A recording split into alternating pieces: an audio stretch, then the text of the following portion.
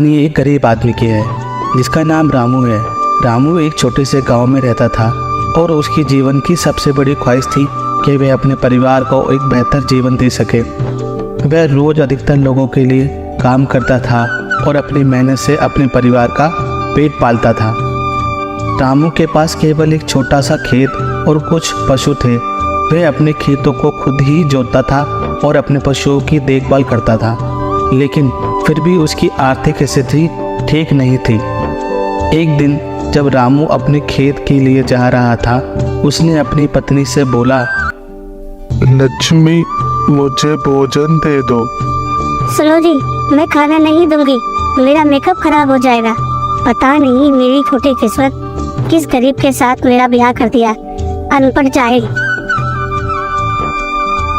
लक्ष्मी, तुम जानती हो मेरे पास पैसे नहीं हैं बाहर से खाने को।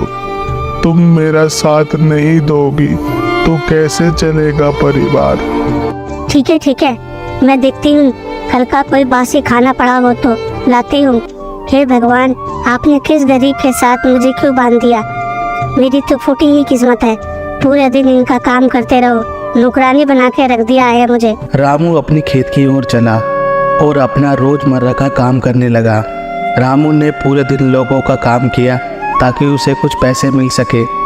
रामू काम करने के बाद वो थक गया और एक पेड़ के नीचे बैठ गया।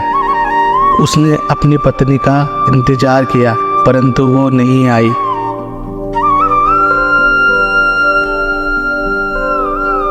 सुबह से शाम हो गई, लक्ष्मी नहीं आई। मैं भूखे पेट काम कैसे करूँगा? हे भगवान, मैं क्या करूँ? मुझे कुछ समझ नहीं आ रहा है। मैं अपना परिवार का पालन पोषण कैसे करूँ? रामू, तुम चिंता ना करो, भगवान ने चाहा तो सब कुछ ठीक हो जाएगा। रामू ने अपनी पत्नी का इंतजार करा परंतु वे नहीं आई। इंतजार करते करते वो थक गया और सो गया। रामू अगले दिन अपने खेत जोतने के लिए चल पड़ा, रोजमर्रा की तरह।